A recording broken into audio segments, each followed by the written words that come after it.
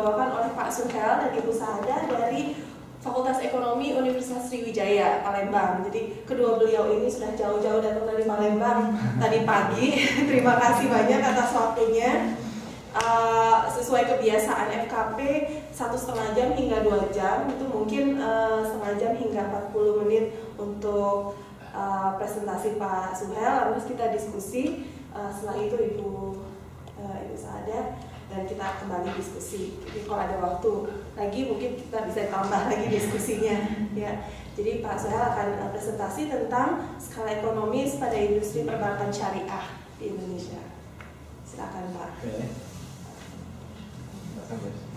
Berdiri Pak, biar karena kayak gini aja. Ya boleh Pak, saya mau duduk situ aja biar nanti kalau ada orang yang terlambat datang bisa duduk.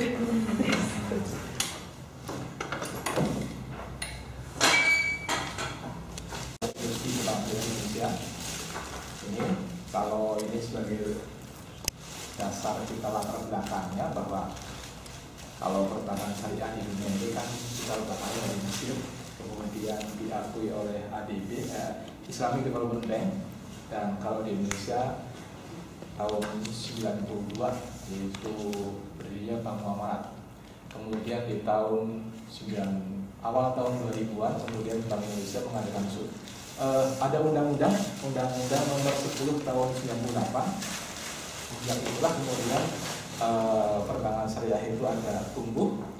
Waktu itu di awal tahun 2000-an ada 3 bus bank umum syariah, yaitu Bank Mega Syariah, Bank Muamalat sendiri, dan Bank Mandiri Syariah. Nah, semenjak itu Bank Indonesia mengaktifkan setiap bulan harus bank yang bersangkutan harus melaporkan, dan juga ada bank konvensional yang mempunyai usaha unit syariah di itu.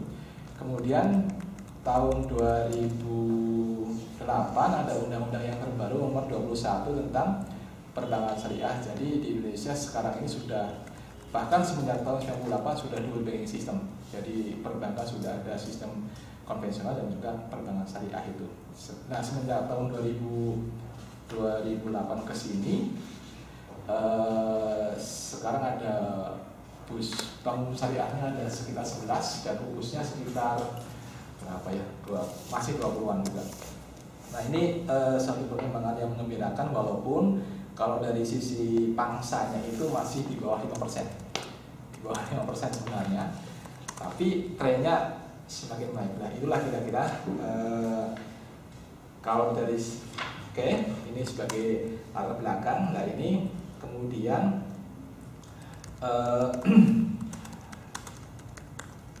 yang saya bahas tidak sebesar itu, namun saya akan menggunakan singkat ini, yaitu bagaimana tentang terutama skala ekonomisnya. Sebelum skala ekonomis sebenarnya didahului dengan efisiensi dari perbankan syariah, kemudian dengan beberapa menggunakan model ekonometrika, walaupun di sini nggak saya tanyakan di sini. Ada variabel ya yang saya batasi, ada ini semuanya dari akuntansi, biaya staf, aktiva tetap, total finance, pembiayaan, aktiva lancar juga. Kemudian sebelum sampai ke situ, ini ada data di tahun 2012, sebenarnya tahun 2013 itu ada dilaporkan di tahun 2014. Ini kalau laju perkembangannya di akhir tahun 2012 itu, ini sebelum bank ini kemudian kan sekarang diambil alih oleh OJK. Ya, ini saya belum cek lagi itu gimana prosesnya. Ini laju pertumbuhan asetnya relatif lebih tinggi dibandingkan dengan pertumbuhan aset perbankan secara nasional, sehingga pangsa pasarnya sekitar 4,6%. Pangsa pasar memang masih di bawah 5%. Ini sebenarnya meleset dari blueprint Bank Indonesia di harusnya di tahun 2011 yang lalu sudah di atas 5%. Ini masih, tapi walaupun kecil masih ada peningkatan terus. Ini pertumbuhan aset tersebut tetap diikuti dengan pelaksanaan intermediasi dan biaya ketiga yang dihimpun yang mencapai 150,5 triliun rupiah. Nah, bahkan informasi terakhir berapa itu ya, asetnya itu sekitar ya masih sepersepuluhnya perbankan konvensional, karena ini masih di bawah 200 triliun. Kalau bank konvensional kan sekitar 4 ribuan lebih kurangnya gitu ya. Nah, ini kalau grafis ini dari Bank Indonesia, data Bank Indonesia. Ini perkembangannya nggak usah. Nah ini kalau dari dilihat penghimpunan dananya, sumber penghimpunan dana perbankan syariah secara umum didominasi oleh dana pihak ketiga, itu 87,2%. Ya, ini adalah DPK-nya ya. Walaupun akhir-akhir ini perbankan secara keseluruhan itu agak sulit untuk mendapatkan apa ya, dana pihak ketiga. Bahkan ada beberapa bank di Palembang ini, Bapak Ibu, yang menabung dana 1 miliar dalam waktu 2 tahun tidak diambil, bisa mendapatkan hadiah mobil gitu. Sekarang kan begitu, untuk menarik dana pihak ketiga gitu. Nah, ini kontribusi BUS DPK terhadap BUS ini masih tinggi sekali di tahun 2012 itu 90,6%. Ini semuanya dari data dari Bank Indonesia. Itu. Nah ini kalau dana pihak ketiga yang dihimpun BUS dan UUS sepanjang tahun 2012 tertumbuh sekitar 27,8%. Nah depositonya 19,7%. Nah ini tabel dari Bank Indonesia. Nah dari sisi penyalurannya, pembiayaan merupakan pilihan utama penempatan dana perbankan syariah dibandingkan dengan penempatan lainnya seperti penempatan pada bank lain ataupun suatu daerah. Perlu diketahui Bapak Ibu sekalian bahwa penyaluran dana perbankan syariah itu mayoritas itu ke sektor usaha kecil ya, tidak seperti bank-bank konven yang memang sudah mapan ya. Itu data terakhir begitu. Hal itu terlihat dari pangsa pembiayaannya itu 75,6% dari total aset BUS ya. Nah kemudian dilihat dari jenis akadnya, secara umum penyaluran pembiayaan bank syariah masih didominasi oleh akad murabahah. Jadi bahkan banyak, misalnya ada, kalau bank syariah kan pada sistem bagi hasil, realisasinya itu bukan profit sharing tapi revenue sharing. Kebanyakan begitu, karena mungkin tingkat kepercayaan dan sebagainya. Pada periode laporan pembiayaan murabahah tumbuhnya itu 56,1% di murabahah. Kemudian ijaroh juga ada, kayak sewa dan sebagainya, kos juga ada. Nah ini perkembangan singkat saja. Di tahun 2013 sudah tumbuh lagi, tetapi masih pangsanya masih di bawah 5% masih. Nah ini saya coba lihat efisiensinya, walaupun ini data sudah, mohon maaf ini saya tidak sempat lagi ngolah data, ini data 2005 sampai 2009, data 2 tahun terakhir belum saya olah lagi. Itu efisiensinya ya, walaupun kita kelihatannya ini datanya saya mengambil data BUS saja, Bank Umum Syariah yang sebelum ada Undang-Undang Nomor 21 Tahun 2008. Karena data di tahun 2011 itu kan dari ada yang kayak Bank Jabar Banten baru dari BUS dan sebagainya. Ini tren dari ini angka 1, 2, 3 ini 1, 2, 3, 4 itu triwulanan, data triwulan Pak. Jadi rata-ratanya itu ini bergejolak tahun 2005 sampai 2009, bahkan 2010, 11, 12 juga naik turun. Ini tentunya berkaitan dengan kondisi ekonomi ya, kondisi perekonomian negeri kita yang naik turun. Misalnya tahun 2008 kan ada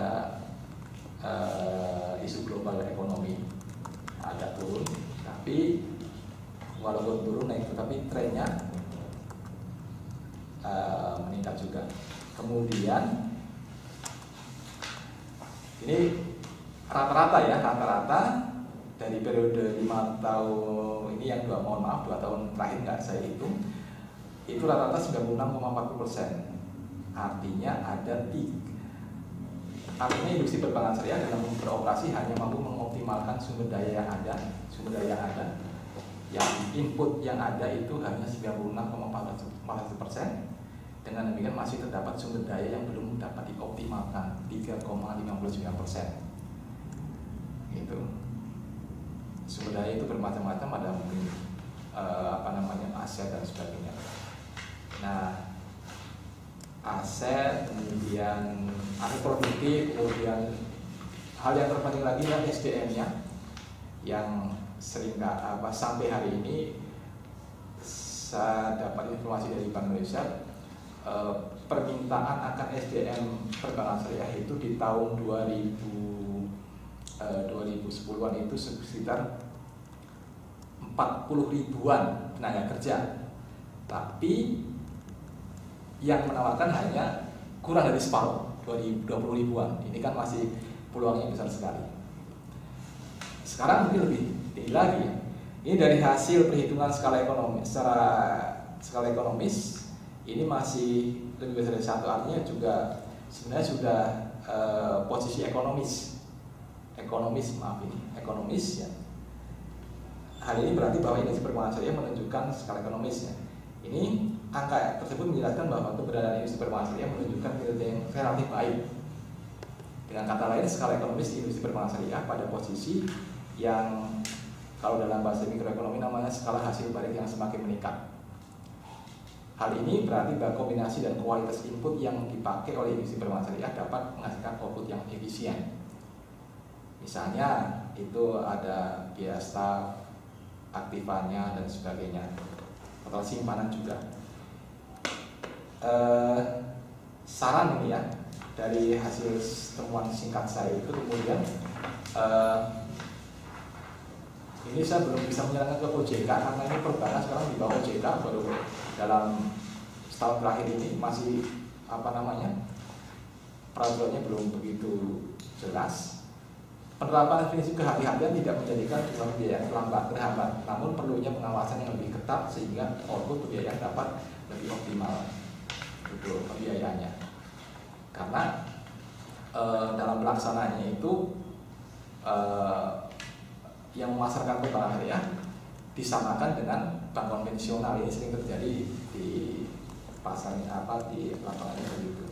Variasi bentuk produk pembiayaan yang diinginkan masyarakat perlu ditambah dan dengan tidak melanggar prinsip syariah yang ada. Gitu. Ini temuan yang lalu. Kemudian perbankan syariah terus berinovasi dalam pengembangan produk dan jasa yang ditawarkan kepada masyarakat. Selain itu, penggunaan teknologi perbankan juga harus mendapat perhatian khusus agar perbankan syariah bisa bersaing, khususnya terhadap bank konvensional. Seperti halnya nantinya kan dalam Undang-Undang Nomor 21 Tahun 2008 itu mewajibkan setelah 15 tahun undang-undang itu diundangkan, maka bank yang pupus itu harus jadi PUS gitu. Nah, ini kan perlu penyiapan baik itu teknologinya, kemudian orangnya juga, mungkin gedung-gedung dan sebagainya. Nah, ini kerjasama dengan perguruan tinggi dalam bentuk seminar, penelitian dan pelatihan yang melibatkan karyawan dan perbankan syariah, sehingga ada peningkatan dalam produktivitas. Yang selama ini, Bapak Ibu sekalian, bahwa realitasnya bahwa yang karyawan di perbankan syariah itu kebanyakan dari konvensional dilatih, ya. Jadi perilakunya juga seperti perilaku di perbankan konvensional akhirnya. Kemudian pengembangan kurikulum ekonomi Islam dan perbankan syariah. Sampai hari ini, walaupun ada beberapa perguruan tinggi yang sudah membuka perbankan syariah, program studi mungkin, kurikulumnya belum baku sebenarnya. Nah, ini yang harus dirintis sebenarnya. Sudah, artinya begini, produknya sudah ada, tapi dari sisi perguruan tingginya malah tidak secepat industrinya gitu. Bahkan sekarang kan ada institut lembaga keuangan yang lain kayak Gadai Syariah, FIF Syariah juga ada sekarang, hotel dan sebagainya masih tidak ada malah. Nah ini yang lambat kita di perguruan tinggi. Perbankan syariah perlu menemukan asetnya yang produktif dalam rangka optimalisasi pembiayaan sehingga pendapatan pemerintah terus meningkat. Nah itu. Sosialisasi kepada masyarakat sebagai calon nasabah yang juga perlu, mengingat persepsi masyarakat terhadap bank syariah berbeda-beda, khususnya pada nasabah yang mengambang. Nasabah yang mengambang itu mungkin bagi hasil disamakan dengan tingkat bunga bergerak beda. Ini kebijakan Bank Indonesia dulu ini ya, sekarang OJK ini harus terus diperbaharui. Uniknya Bapak Ibu sekalian bahwa di Bank Syariah itu ada Dewan Syariah Nasional, ada dulu PBI, Peraturan Bank Indonesia tentang PBIS dari MUI, kemudian di PBIS, kemudian diterapkan gitu kan. Agak panjang, jadi unik ini. Itu saja mungkin itu bahan diskusi. Mudah-mudahan bisa menambah wawasan kita tentang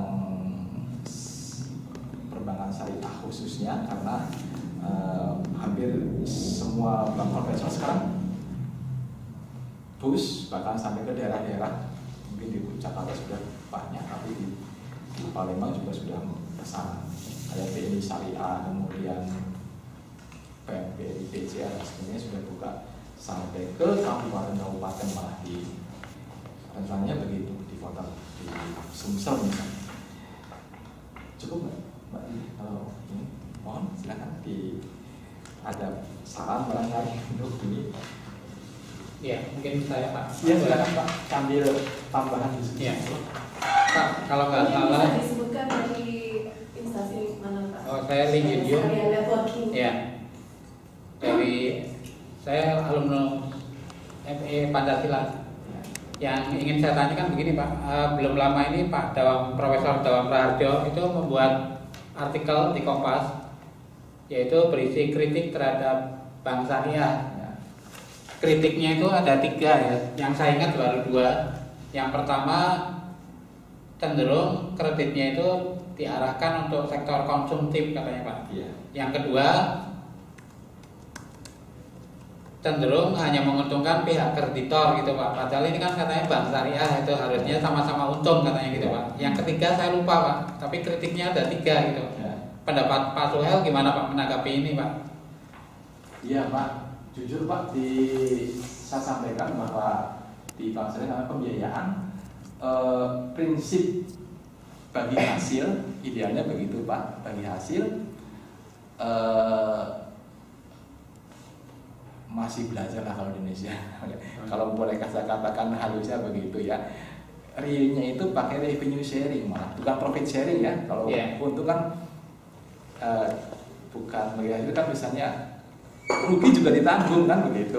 Untung dan ruginya kan gitu. Revenue sharing itu realnya Anda pembiayaan ini kemudian berapa penerimaannya ini sekian. Nah ini memang masih ke arah konsumtif memang betul. Jadi yang ke arah ke investasi masih relatif sedikit kan. Swisima bahkan merubah apa banyak justru perbankan khususnya itu kayak semacam jual beli Pak. Oh gitu. Jual beli Pak. Bapak membutuhkan kendaraan misalnya.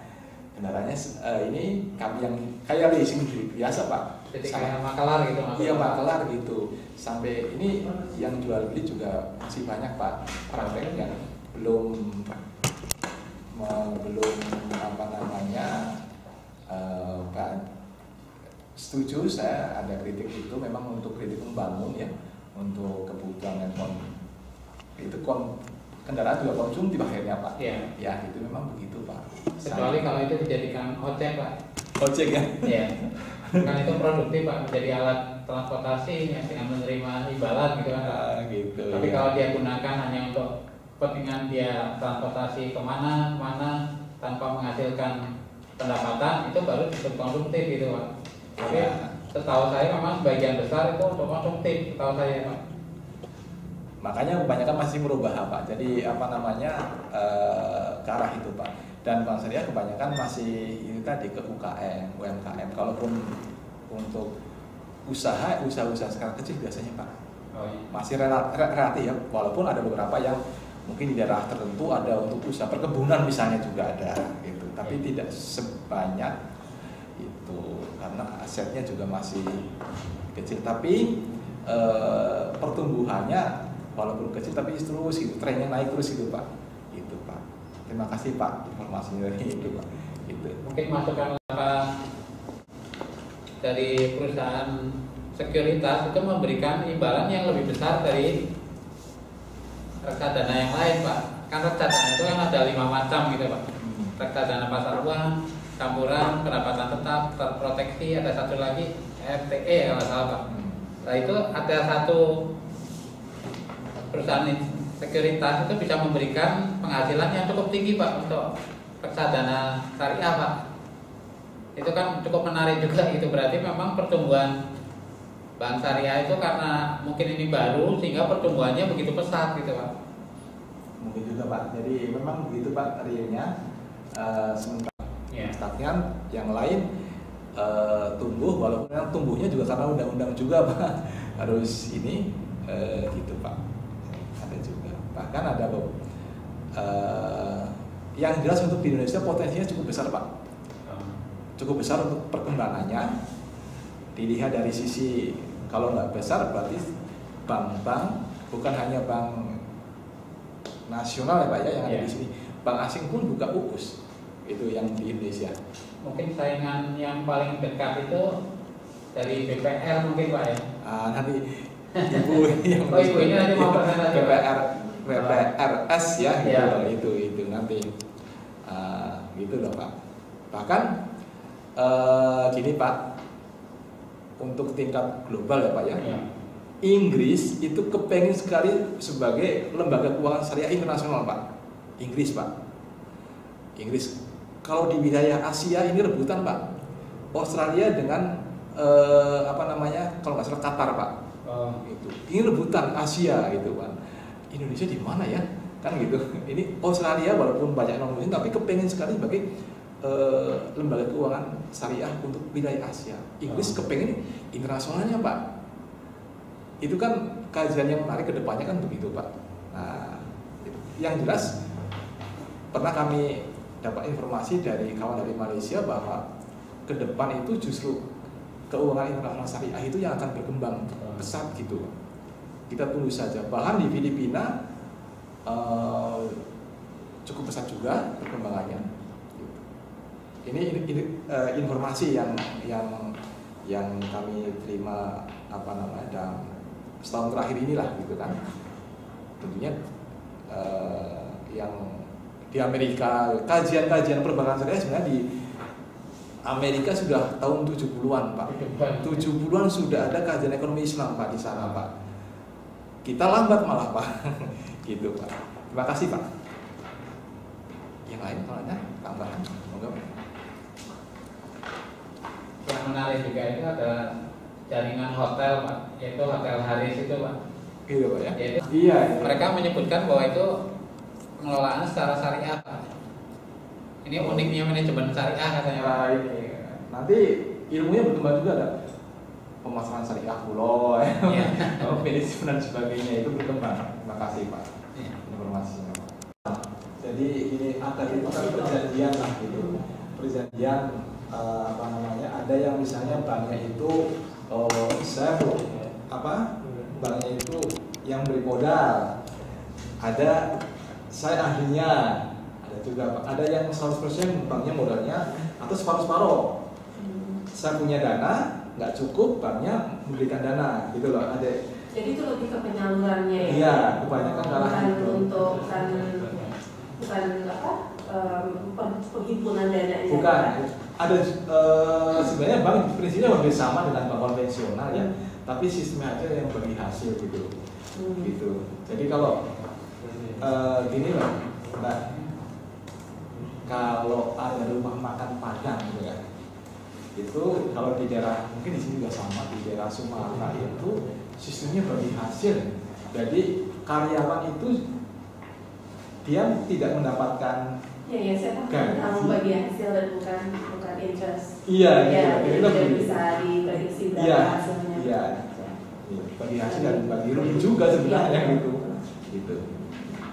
Kalau dari tingkat efisiensi dibandingkan dengan sektor perbankan secara umum di Indonesia bagaimana Pak? Ini ada, walaupun bukan hanya saya, tapi ada kajian-kajian dari Bank Indonesia. Bank Syariah relatif efisien. Ini terbukti ketika krisis moneter, kemudian tahun 2008 juga tetap bertahan kecil pangsanya tapi naik terus juga. Karena pasarnya masih 5%, tapi naik terus gitu, stabil gitu. Tidak, karena ini kan dipatok dengan bagi hasil bukan dengan tingkat bunga, jadi terpengaruh juga, tapi tidak separah bank konvensional kan begitu. Iya, itu Pak. Bahkan penelitian dari IMF mengatakan bahwa dari 100 bank konvensional, 100 bank syariah itu di dunia ini menunjukkan, ini penelitian IMF itu bank syariah paling efisien dibandingkan bank konvensional gitu. Saya nggak tahu akhirnya inilah belum lama ini di tahun 2010-an ke sini ada penelitian begitu. Ini IMF yang mengadakan penelitian itu efisiensinya gitu. Nah, tentunya ada sih pengaruh perekonomian. Kalau nggak aman, pemilu ini juga bermasalah juga kan gitu. Sektor keuangan kan gitu rentan gitu kan. Terima kasih Mbak. Ada pertanyaan atau komentar atau kita langsung ke yang berikutnya Ya, sambil nanti kita ya. Ya. Mungkin langsung aja. Ya, mungkin Ibu Sahat.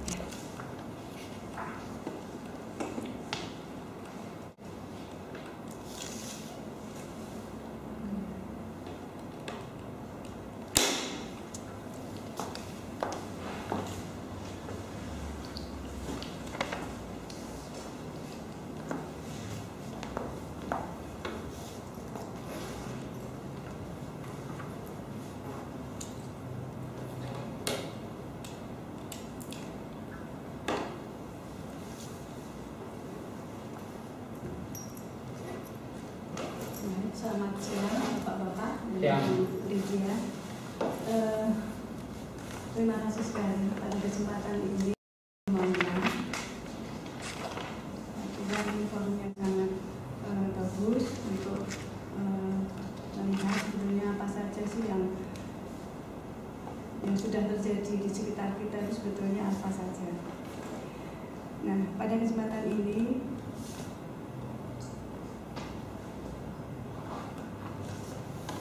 saya ingin membawakan makalah, ringkasan makalah dari hasil penelitian saya yang berjudul Pengaruh Faktor Ekonomi, Modal Sosial, dan Religiusitas Terhadap Pengembalian Pembiayaan. Nah, penelitian ini atau judul ini dilatar belakangi adanya permasalahan empiris dan permasalahan teoritis. Permasalahan empiris yaitu bahwa angka statistik dari pembiayaan bermasalah atau yang secara konvensional dinamakan kredit macet pada bank pembiayaan rakyat syariah berada di atas ketentuan yang ditetapkan Bank Indonesia. Dan permasalahan teoritisnya adalah relatif sedikitnya penjelasan tertulis tentang perilaku seorang muslim yang melakukan tindakan-tindakan ekonomi yang didasarkan pada perintah agama. Sehubungan dengan pengembalian pembiayaan ini, di dalam Islam itu dikatakan bahwa utang itu adalah janji dan janji itu adalah harus ditepati. Dan tepatilah janjimu, janji adalah hutang. Itu adalah ajaran-ajaran yang ada di agama Islam, dan barangkali saya kira juga di agama yang lain itu juga menunjukkan demikian, bahwa kalau kita berjanji, kalau kita punya utang ya kita harus bayar, kita harus menepati. Nah, fenomena terjadinya pembiayaan bermasalah pada perbankan syariah sangat mungkin terjadi sebagaimana fenomena kredit macet pada bank umum konvensional, di mana salah satu penyebab adanya pembiayaan bermasalah ini adalah error omission, yaitu kredit macet yang disebabkan karena memang ada unsur kesengajaan dari manusianya untuk melanggar ketentuan yang sudah atau peraturan yang sudah ditetapkan. Nah, dari data yang ada seperti saya sampaikan tadi, dari permasalahan empiris bahwa NPF atau non-performing financing atau pembiayaan bermasalah atau kredit macet di bank pembiayaan daerah syariah ini lebih besar daripada 5%.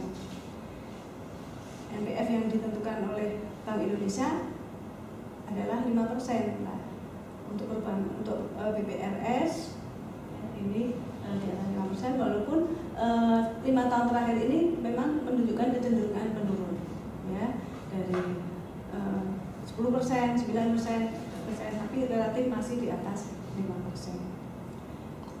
Nah, beberapa penelitian yang berkaitan dengan pinjaman atau pembayaran pinjaman untuk mengetahui faktor-faktor apa sih yang mempengaruhi pembayaran pinjaman telah dilakukan oleh Hostan dan Karim, Pohanca dan Mansori, Ladibo dan Pat Tantang. Dari hasil penelitian tersebut terdapat beberapa faktor ekonomi yang berperan dalam pengembalian pinjaman, yaitu antara lain tipe bisnis, jumlah pinjaman, penghasilan, nilai jaminan, dan jumlah pengembalian. Pengembalian pembiayaan merupakan salah satu bentuk perilaku yang berkaitan dengan faktor ekonomi.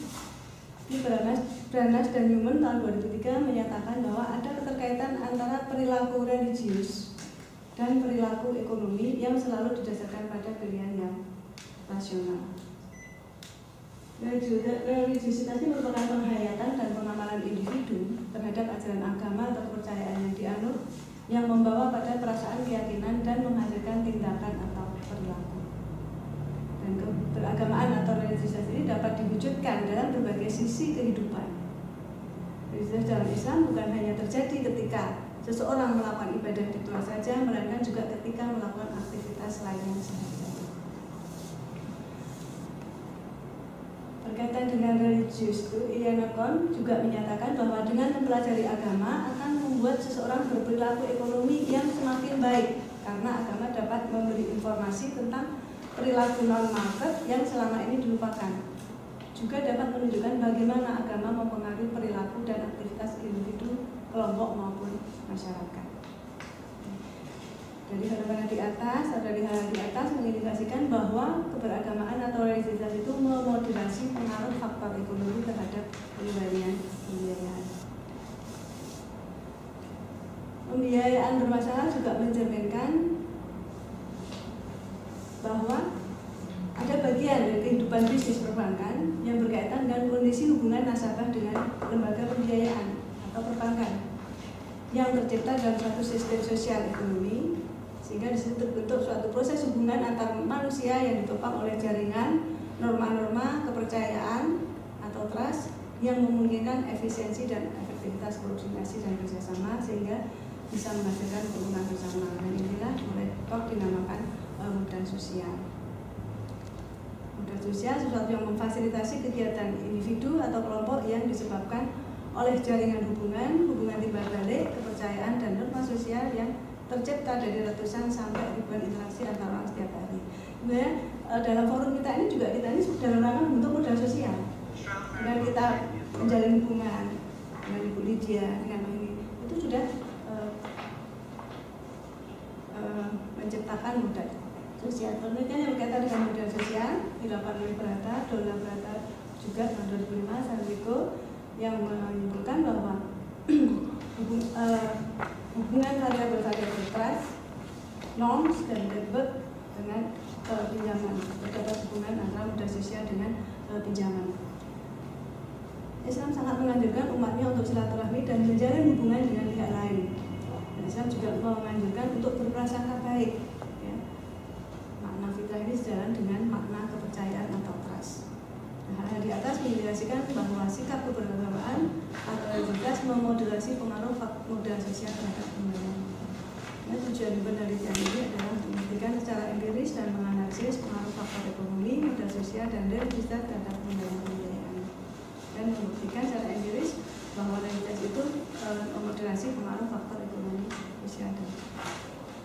Nah, faktor ekonomi mudah sosial dan pembiayaan merupakan variabel laten dan dalam menganalisis atau mengatanya bisa menggunakan persamaan struktural, ya, yaitu dengan moderating SEM hasilnya didapat persamaan estimasi demikian menunjukkan bahwa faktor ekonomi mudah sosial dan religius berpengaruh positif terhadap pengembalian pembiayaan. Persamaan di atas selain memberikan informasi tentang besarnya pengaruh atau dampak langsung dari religius, juga informasi tentang dampak yang melekat pada interaksi antara religius dengan variabel lain. Faktor ekonomi berpengaruh positif, karena bahwa semakin meningkat respon nasabah terhadap faktor ekonomi, maka semakin meningkat pula respon nasabah dalam pengembalian pembiayaan. Semakin meningkat respon nasabah terhadap faktor ekonomi, berarti semakin setujunya nasabah untuk menggunakan sebagian besar proporsi penghasilannya untuk pengembalian pembiayaan, juga semakin setujunya nasabah menggunakan pembiayaan untuk modal kerja dan investasi dibanding untuk konsumtif. Hal ini didukung oleh penelitian secara kualitatif, di mana kecenderungan hati atau yang direfleksikan oleh skor pada skala semantik bahwa skor rata-rata untuk indikator penghasilan sebesar 7,1, demikian juga dengan indikator penggunaan pembiayaan yang memiliki skor 6,9. Signifikannya pengaruh variabel interaksi ER terhadap D bermakna bahwa religius memoderasi pengaruh faktor ekonomi terhadap pengembalian pembiayaan. Pembiayaan yang diperoleh dari DWS digunakan untuk menjalankan usaha dengan cara yang halal. Selanjutnya sebagian besar penghasilan dari hasil usaha digunakan untuk mengembalikan pembiayaan sesuai akad yang disepakati. Signifikannya RS juga bermakna bahwa dalam posisinya memoderasi hubungan antara E dan R, maka di sini R muncul sebagai pengaruh yang menguatkan atau amplifier. Modal sosial juga berpengaruh positif, bermakna bahwa semakin meningkat respon nasabah terhadap modal sosial, maka semakin meningkat pula respon nasabah dalam pengembalian pembiayaan. Semakin meningkat respon nasabah terhadap modal sosial bermakna semakin setujunya nasabah bahwa dengan mengungkapkan segala kondisi usahanya kepada bank belum mendapatkan pembiayaan. Adanya trust ini sekaligus mencerminkan adanya hubungan baik yang terjadi antara nasabah dan pegawai bank, sehingga bisa menghindarkan dari adanya pembiayaan bermasalah. Hal ini didukung secara kualitatif oleh kecenderungan hati bahwa skor rata-rata untuk indikator trust relatif tinggi yaitu 6,9. Religius berpengaruh positif, makin tinggi sikap religius yang dimiliki nasabah, maka semakin tinggi pula respon nasabah terhadap pengembalian pembiayaan. Semakin tinggi sikap religius bermakna bahwa semakin setujunya nasabah untuk mengembalikan pembiayaan karena hal tersebut sama dengan memenuhi janji untuk membayar hutang. Hal ini didukung oleh secara kualitatif, di mana kecenderungan hati yang dirasakan oleh skor pada skala simpatik bahwa skor rata-rata untuk kelima indikator religius besar 7,36. Di antara kelima indikator religius, indikator dari dimensi keimanan dan dimensi pengetahuan memiliki rata-rata skor yang cukup tinggi, yaitu sebesar 7,6. Ini bermakna bahwa perilaku religius responden cenderung didasarkan pada unsur keimanan dan pengetahuannya terhadap ajaran agama. Responden yang memperoleh pembiayaan 2 kali atau lebih dari bank yang sama sebanyak 57,36% dan banyaknya frekuensi kunjungan ke bank dalam 1 bulan. Dua fenomena tersebut mengindikasikan kelancaran dalam pengembalian pembiayaan. Demikian juga saat kondisi keuangan bermasalah, sebanyak 94,47% responden bisa memiliki kewajiban.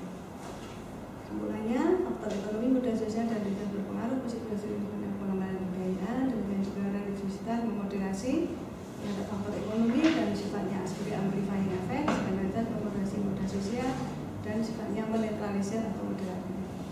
Implikasi masukan kebijakan yang bisa diambil bahwa indikator trust atau kepercayaan diharapkan bisa digunakan sebagai sosial kolateral untuk membuat pembiayaan sehingga nasabah bisa memberikan pembiayaan tanpa harus ada janji. Relatif tingginya skor trust ini bermakna bahwa rasa percaya nasabah pada bank untuk mengungkapkan kondisi usahanya sekaligus mencerminkan tuntutannya merupakan unsur penting dalam pembentukan modal sosial. Nah, ini tentunya dapat dijadikan acuan dalam memberikan pembiayaan.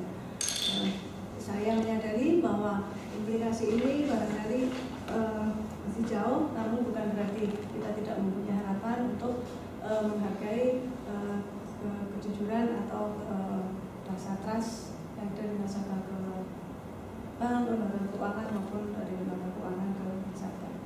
Saya kira untuk sementara itu ya kita bawa ke diskusi. Ya, Jogja dan Palembang. Kebetulan di Jogja itu ada 10 BPRS. Kemudian di Palembang ada 1 sana. Jadi sahabat saya ini adalah nasabah yang menggunakan pembiayaan murabahah. Kalau tadi ditanya apa itu murabahah, sebetulnya murabahah itu salah satu akad, salah satu bentuk perjanjian di perbankan syariah, di mana teknisnya akad murabahah itu merupakan akad jual beli, di mana bank menyebutkan harga pokoknya ditambah margin keuntungan. Ya. Jadi di sini secara konsep bahwa harus ada transparansi antara bank dan nasabah dalam melakukan transaksi dengan akad murabahah. Jadi nasabah pembiayaan di sini adalah nasabah pembiayaan murabahah seperti yang tadi disampaikan oleh Suher. Memang untuk kondisi sekarang ini perbankan syariah itu yang harusnya bagi hasil, nyawa bank syariah itu adalah nyawa bagi hasil. Bagi hasil itu sebetulnya akad yang digunakan namanya akad mudharabah. Tapi belum jalan itu, ya. Masih didominasi akad pembiayaan murabahah. Ini relatif. Pernah saya waktu penelitian saya tanya kenapa demikian. Karena hampir 90% nasabah di bank pembiayaan syariah itu adalah akadnya murabahah. Barangkali untuk bank umum syariah fenomenanya nggak jauh berbeda, walaupun mungkin persentasenya bisa mungkin 60, 40 atau berapa mungkin gitu ya. Itu saya pernah sempat menanyakan kenapa kok mudharabah itu sangat sulit diaplikasikan. Yang mungkin pertama karena masyarakat kita memang belum terbiasa untuk kalau mudharabah itu kan memang harus rapi laporan keuangannya, harus disiplin karena mau dihitung bagi hasilnya berapa.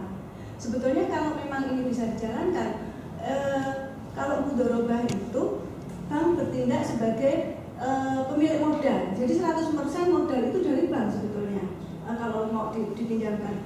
Jadi si nasabah dia hanya sebagai pengelola saja. Dan pada waktu akad mudharabah itu sudah disepakati ini nanti bagi hasil maksudnya untung rugi, untung ada risiko ditanggung bersama. Nah kalau memang tidak dari segi finansial, memang mudharabah ini kalau rugi ya bank memang rugi, yang paling rugi bank memang karena modal 100% dari bank. Nah apa si nasabahnya nggak rugi ya, sebenarnya rugi juga, dia rugi waktu, rugi tenaga untuk menjalankan usaha yang dibiayai oleh perbankan itu. Jadi jadi nasabahnya respondennya tadi 235 dan semuanya nasabah pembiayaan murabahah. Ini yang variabel MR-nya ini apa Bu? Ya, yang negatif nah, ini? itu interaksi antara pertama kan saya lihat itu kan ada moderasi. Iya, moderasi. Sesudah waktu hanya modal sosial saja yang dilihat pengaruhnya dia positif, tapi setelah dimasukkan variabel religiusitas justru malah negatif. Dan ini dalam analisis saya sebetulnya sudah ada dimensi-dimensi religius yang melekat di modal sosial tadi itu. Ya, sebagaimana misalnya kita menjalin hubungan itu sebetulnya sudah ada di konsep modal sosial itu tadi, tapi juga agama juga itu mengajarkan barangkali karena sudah terini di modal sosial sehingga justru malah menetralisir banyak. Ya. Kalau nggak salah di Lampung itu juga ada kejadian yang BPRS ternyata uangnya itu malah diambil oleh pemiliknya. Itu sampai sekarang udah selesai belum ya Bu ya? Jadi kalau nggak salah dia itu punya industri air dalam kemasan ya waktu itu. Iya. itu apakah sudah selesai atau belum ya Bu ya kasus-kasus itu ya? Karena banyak yang malah uangnya dilarikan gitu, uang nasabahnya itu. Iya, memang itu juga salah satu kelemahan dalam penyiapan SDM kita, atau memang juga mungkin dari unsur manusianya, ya. Nah, sebetulnya kalau konsep secara bank syariah itu kita hanya mengenalnya akad murabahah, akad mudharabah, dan akad ijarah itu. Jadi kalau akad murabahah ya tadi harus ada transparansi, saya beli sekian, saya ambil untuk sekian. Kemudian kalau mudharabah juga harus ada, mudharabah itu juga nanti ada dibagi bermacam-macam, bahwa ini nanti siapa, kalau modalnya dari bank 100% ya berarti nasabah hanya sebagai pengelola. Kalau tadi dilarikan itu bentuk, saya kira bukan bentuk pembiayaan Pak, mungkin bentuk penghimpunan dana. Apa yang dilarikan dana apa itu? Jadi gini Bu, itu kalau nggak salah PPRS-nya ini sudah maju gitu loh Bu. Ya. Jadi pada saat dia sudah berkembang, kemudian justru PPRS-nya itu dibikin bangkrut karena dibawa lari sama pemiliknya gitu loh Bu. Maksud saya itu bukan dari uang nasabahnya dikumpulin lalu dilarikan gitu loh Bu. Ya, mungkin saya nggak dalam kondisi harus melakukan demikian gitu kan. Artinya justru kalau justru tidak kriminal. Kriminal ya, itu tadi mungkin kalau saya kaitkan dengan pembiayaan bermasalah, itu ada error omission, memang dari sengaja dari unsur manusianya itu untuk ada niat jahat. Ada niat jahatnya, ya itu. Kalau pendapat itu kan, kalau menurut Undang-Undang Dasar kan sokong guru ekonomi kita harusnya koperasi. Iya. Tapi kan kita lihat bahwa sekarang ini perekonomian, sistem perekonomian kita ini kan cenderung disebutnya neolib gitu Bu ya. Kalau Ibu D yang mempelajari PPRS dan Pak Suhel yang mempelajari bank syariah, bagaimana kalau misalnya ada koperasi Bu? Misalnya apakah itu koperasinya dalam bentuk simpan pinjam, koperasi serba usaha, koperasi apalagi gitu loh, yang kita kan tiap tahun memperingati hari koperasi ya Bu ya. Tapi kenyataannya justru koperasi ini sangat terbelakang di kita ini Bu. Gimana pendapatnya? Iya. Jadi begini, kalau konsep koperasi secara konvensional sebenarnya secara syariah kita punya sendiri namanya BMT. BMT itu adalah konsep koperasi secara syariah. Jadi di dalamnya juga menggunakan akad yang sama. Ya, jadi akad transaksi jual beli di dalam konsep syariah itu murabahah. Kalau akad kerjasama ya mudharabah. Kalau akad sewa menyewa namanya ijarah. Itu dipraktekkan juga di sana. Jadi barangkali pemahaman akad-akad ini yang belum tersosialisasi dengan baik, dan itu memang kita sadari, sehingga pemberian informasi ke nasabah pun masih sangat kurang. Hal ini juga menjadi temuan penelitian saya bahwa 60% nasabah murabahah itu dia sendiri tidak ngerti kalau akadnya murabahah. Tapi apa itu mungkin bukan karena ada bukan kesalahan ya, tapi juga dari sisi semacam account officer-nya dari BPR-nya sendiri yang menjelaskannya juga kurang baik. Itu terkait dengan presentasi Pak Suhel tadi ada permasalahan dalam merekrut SDM SDM untuk bank syariah, apa mungkin karena lebih ke quality of SDM-nya yang tidak bisa menjelaskan atau kurang bisa menganalisa sikon. Ya, bisa saja, tapi saya kira yang menjadi dasar utama kan juga pemahaman pegawai bank yang langsung berinteraksi dengan nasabah itu. Harusnya dia harus memahami dulu, harus gimana menyampaikan ke nasabah itu barangnya gitu ya.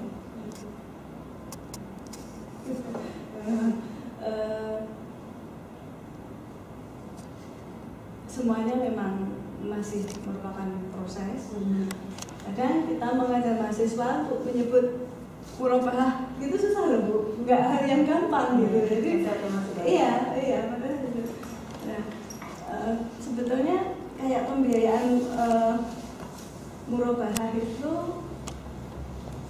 sangat bisa diaplikasikan pada berbagai bidang atau sektor, misalnya Pemda gitu Bu ya. Nah, Pemda itu mau bangun jalan tol misalnya gitu, perlu dana 3 triliun, sementara Pemdanya hanya punya dana 100 juta per bulan. Ini saya nggak apa-apa Pak ya, saya hanya sharing di mana murabahah itu bisa dipraktekkan antara Pemda dan bank syariah gitu ya. Nah, Pemda mau bangun jalan tol, perlu dana 3 triliun, sementara kemampuan keuangan Pemda itu hanya 100 juta per bulan gitu. Nah, jadi akhirnya Pemda ini mendatangi bank syariah. Nah, di situ SDM syariah kan harusnya dia harus berpikir, ini akad apa yang mau saya gunakan. Nah, kalau di syariah itu akadnya namanya akad pembelian barang dengan pesanan. Jadi dianggap jalan tol itu adalah barang pesanan gitu. Ya. Nah, Pemda hanya mempunyai kemampuan 100 juta per bulan. Kemudian yang mau mengerjakan ini kan kontraktor kan, bukan Pemda sendiri, mau diserahkan kontraktor misalnya PTX gitu. Nah, PTX ini waktu mau mengerjakan pekerjaan pembuatan jalan tol, dia kan mesti minta uang muka dulu. Minta uang muka 50%. 50% dari 3 triliun, 1,5 triliun. Pemda tetap nggak punya uang. Jadi Pemda datang ke bank syariah, jadi menggunakan namanya akad istisna. Istisna itu ada pembelian barang pesanan, ya, pembuatan pemesanan barang. Nah, jadi Pemda sebagai pembeli jalan tol tadi, barang pesanan tadi, penjualnya adalah kontraktor. Nah, 1,5 juta dikasihkan kontraktor di awal, nanti sisanya 75% kalau pekerjaan sudah selesai, 100% nanti kalau memang pekerjaan sudah selesai. Nah, tapi pada waktu Pemda datang ke bank syariah tadi, ya bank syariah sudah bilang, oke, saya mau biayai jalan tol, tapi saya minta margin keuntungan 20%. Kalau Pemdanya setuju, berarti harga yang terjadi adalah 3,6 triliun harga ke Pemda, gitu. Nah, jadi 1,5 juta ini sudah diselesaikan kontraktor menjalankan ini. Nah, jadi akad yang kedua, ya akad pertama tadi adalah bank dengan perjanjian yang pertama tadi adalah bank dengan kontraktor. Perjanjian yang kedua adalah bank dengan Pemda. Nah, jadi Pemda sekarang 3,6 triliun itu diangsur 100 juta per bulan. Akhirnya pekerjaan jalan itu selesai dengan kemampuan Pemda 100 juta per bulan dan menggunakan itu tadi akad istisna wal istisna. Nah, konsep-konsep kayak gini saya kira dan saya yakin belum masyarakat. Nah, barangkali itu salah satu contoh